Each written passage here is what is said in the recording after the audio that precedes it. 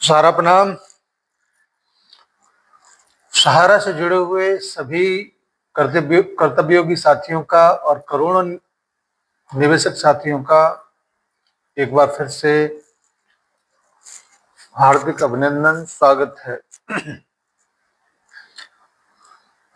दोस्तों, जब से ये 5,000 करोड़ फिर से रिलीज हुए हैं, पेपर में, समाचार पत्रों में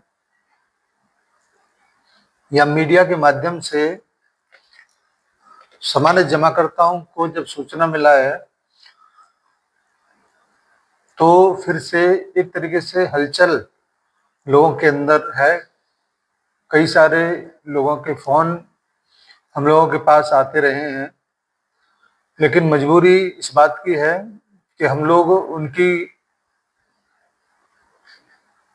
5 लाख, 10 लाख, 20 लाख जिन लोगों का जमा है, उनका कोई सहायता नहीं कर सकते हैं, क्योंकि पोर्टल पर अभी मात्र 50,000 रुपये तक का ही भुगतान लोगों का किया जा रहा है।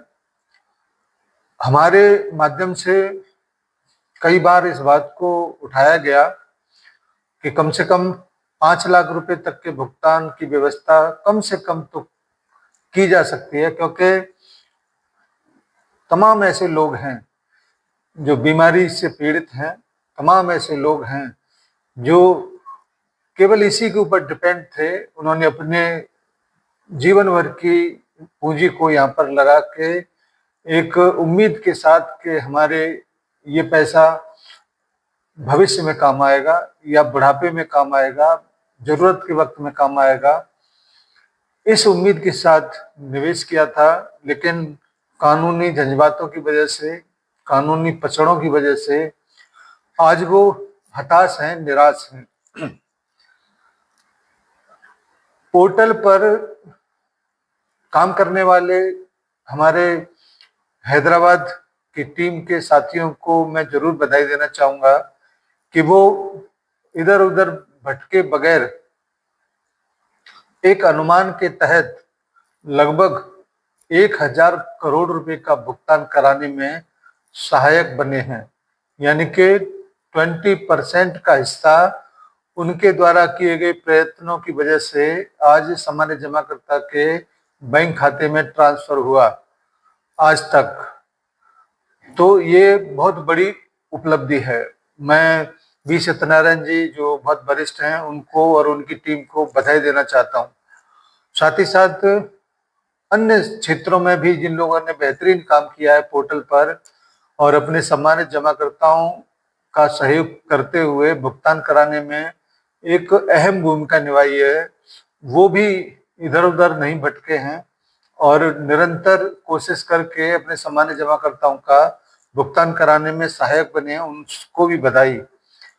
हमारे अपने परिक्षेत्र में भी केवल आंशिक भुगतान के रूप में 2-3 करोड़ के लगभग का भुगतान हो सका है, और उसके बावजूद अभी करोड़ों रुपए का भुगतान अभी पेंडिंग में है।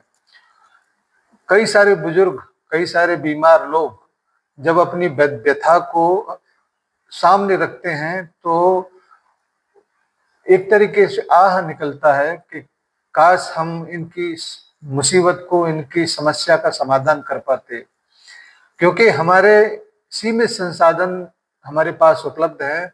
हम मास्टर फॉर्म को अपडेट कराने का संसाधन हमारे पास आज की डेट में उपलब्ध नहीं है। केवल 600 पर मेंबरशिप अपडेट कराने का है, लेकिन वो भी मुख्यालय के द्वारा बहुत विलंब से अपडेट किए जा रहे हैं। ये भी बहुत बड़ा कारण है। अगर मुख्यालय स्तर से 52 का जो व्यवस्था है या मास्टर फॉर्म का अपडेट करने का जो व्यवस्था है वो ब्रांच स्तर पर अगर उपलब्ध कराया जाता तो शायद आज हम लोग 25,000 करोड़ रुपए के लगभग का भुगतान कराने में सक्षम हो गए होते, क्योंकि वो डिफिशियंसी जो ब्रांचों से दूर की जा सकती है, जो कमियां पोर्टल दिखाता है, डिफिशियंसी दिखाता है, उन कमियों को दूर करने के लिए जन सेवा केंद्र सफिशिएंट नहीं है, उसके पास वो संसाधन नहीं है कि वो कमियों को दूर कर पाए। और कमियां दूर करने के लिए जो संसाधन संस्था के पास थे, उन संसाधनों को कुछ लोगों की बदतमीजियों की वजह से, जो अवैध पैसा वसूल करते थे, उनकी वजह से उसको हटा दिया गया। इसका सीधा सीधा सा नुकसान हमारे सम्मानित जमाकर्ता को हुआ। अगर वो संसाधन आज की डेट में उपलब्ध रहते और डिफिशियंसी दूर करने के लिए अपने जमाकर्ता के कंधे से कंधा मिलाकर हम लोग अगर उसको सहयोग करते, तो शायद जो भुगतान वर्तमान समय में हुआ है वो भुगतान आज से लगभग 1 साल पहले हो चुका होता। और हमारे तमाम साथियों ने जिस प्रकार से सहयोग किया है पिछले 3 महीने 4 महीने के अंदर, उसका परिणाम ये निकला कि अप्रैल, मई, जून और जुलाई के पीरियड में लगभग 3,500 करोड़ का पेमेंट हो गया। अगर यही तेजी हमारे कार्यकर्ताओं के माध्यम से अपने जमाकर्ताओं को सहयोग करते हुए अगर हम अगले 3 महीने में अगर दिखाते हैं, तो निश्चित रूप से 5,000 करोड़ का पेमेंट हम 3 महीने के अंदर करने में सक्षम होंगे।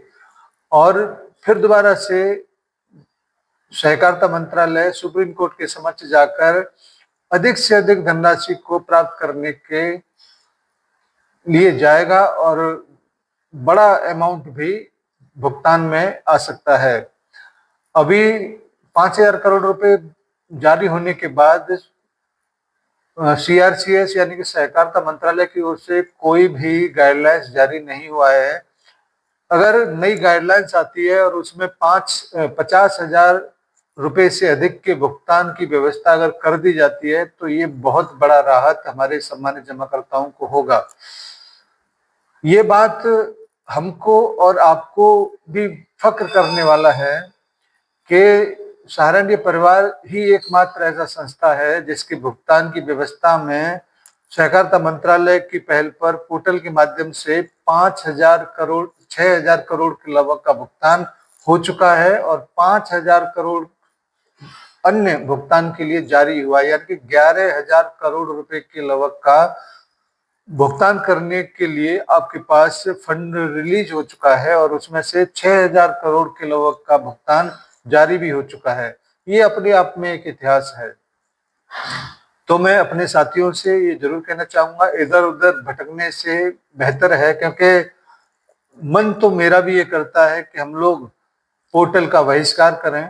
और शुरू से भी हमने ये कहा है कि पोर्टल एक संसाधन छोटे आंशिक रूप से हो सकता है भुगतान में, लेकिन संपूर्ण भुगतान यहाँ से संभव नहीं है। मुझे याद आता है सारश्री जी के द्वारा एक प्रेस विज्ञप्ति यानी कि एक विज्ञापन में ये बोला गया था कि वैसे तो सुप्रीम कोर्ट का ये आदेश है कि 24,000 करोड़ रुपए का जो पेमेंट सेबी के पास उपलब्ध है, अंततः वो सहारा के पास आएगा, लेकिन इस बात की भी संभावना है कि एक अन्य एजेंसी के द्वारा कुछ व्यवस्था करके सहारा के सहयोग से भुगतान की व्यवस्था किया जाए। इस प्रकार से उन्होंने पूरा का पूरा डिटेल में एक विज्ञापन में दिया था और वो बात पोर्टल के रूप में एकदम सत्य साबित हुआ।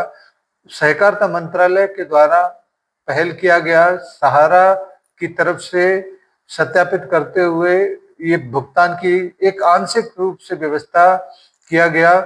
इसका परिणाम ये निकला कि आज हम 11,000 करोड़ रुपए के भुगतान को करने के लिए तैयार हैं, यानी कि 6,000 हो गया, 5,000 अभी बाकी है। 5,000 की गाइडलाइंस जब आ जाएंगी आपके बीच में, उन सारी गाइडलाइंस को लेकर हम दोबारा से आएंगे।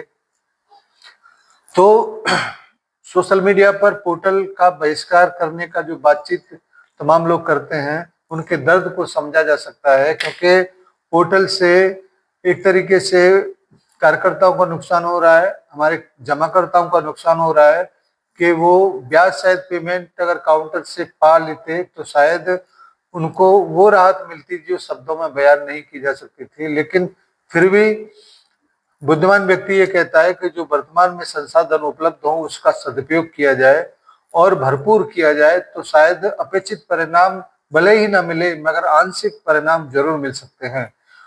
क्योंकि सहारा से पहले तमाम ऐसी कंपनियां जिनके मूलधन, ब्याज तो अलग, मूलधन का भी वापसी संभव नहीं हो पाया था और तमाम असेट्स संबंधित रेगुलेटर ने सीज करके वो क्या हुआ क्या नहीं हुआ ये बहस का मुद्दा नहीं है।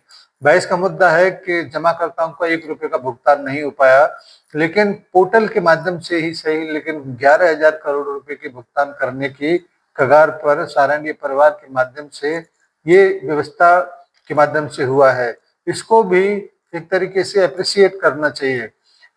साथ ही साथ मैं अपने ऐसे बहुत सारे जमाकर्ता और कार्यकर्ताओं से ये कहना चाहूंगा कि लगभग 80% या 70%, 80% के समथिंग का एक संख्या ऐसा हो सकता है जो अभी भी पोर्टल पर न जाकर वेट कर रहा है सहारा की तरफ से कुछ हो। लेकिन मुझको ऐसा एहसास हो रहा है कि जब तक 25,000 करोड़ रुपए के अलावा का अमाउंट सहारा से भी अकाउंट में पड़ा हुआ है तब तक शायद ही सहारा को व्यवस्था, जिम्मेदारी, भुगतान की काउंटर से व्यवस्था करने की जो व्यवस्था है वो शायद न हो।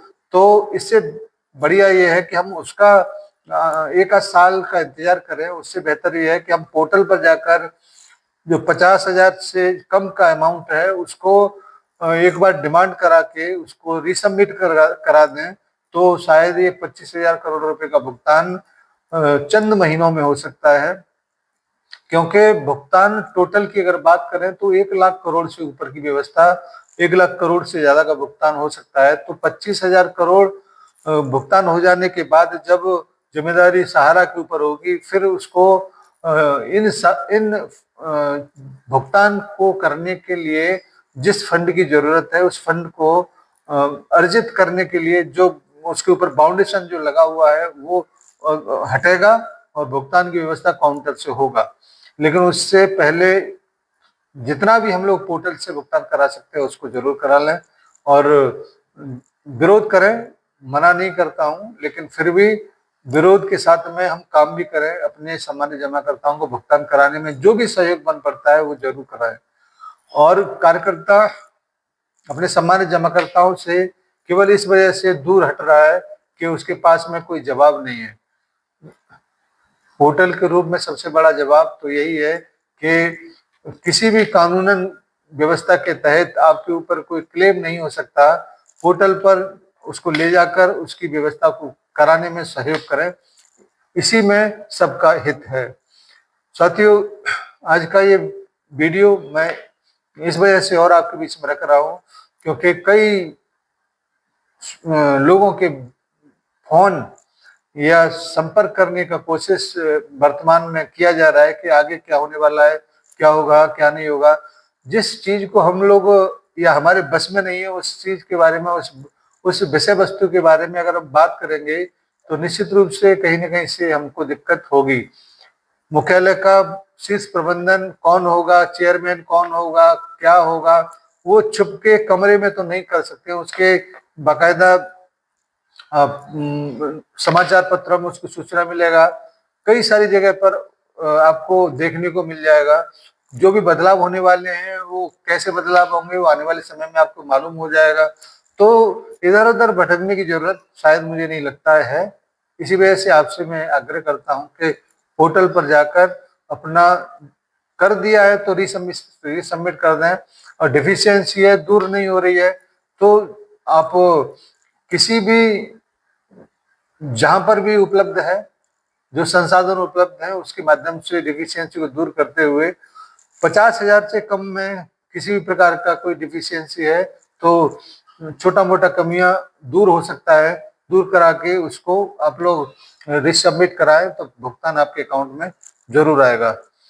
धन्यवाद आज की इस बैठक के लिए, और उम्मीद करते हैं कि कार्यकर्ताओं को फोन करने की जगह पर पोर्टल पर जाकर थोड़ा सा अगर आप मेहनत करेंगे तो निश्चित रूप से परिणाम आपके हक में होगा। सभी साथियों को सादर सारा प्रणाम। नई सूचनाओं के लिए, नई जानकारियों के लिए हम फिर दोबारा से उपस्थित होंगे। सभी निवेशक साथियों को सादर नमस्कार, जय हिंद, सादर सारा प्रणाम।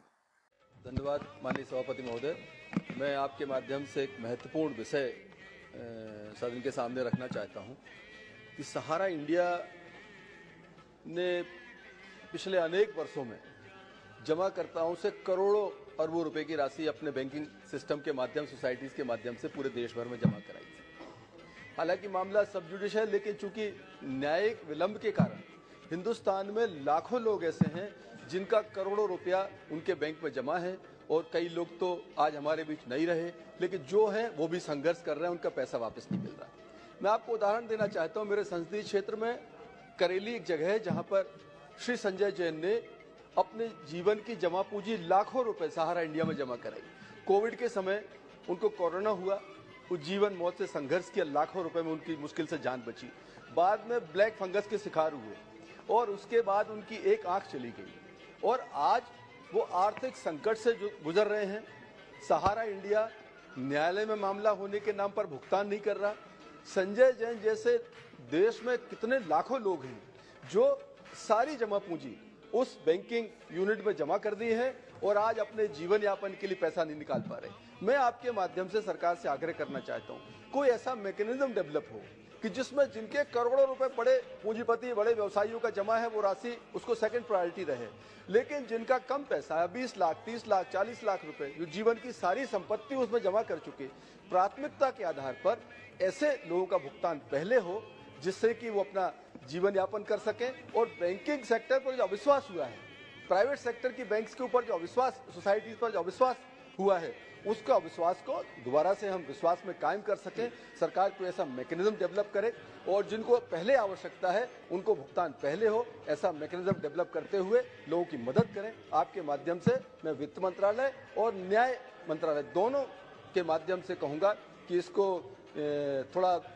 तेज गति से न्यायिक प्रक्रिया को निपटाते हुए लोगों के भुगतान की प्रक्रिया को आसान बनाया जाए, यही अनुरोध है।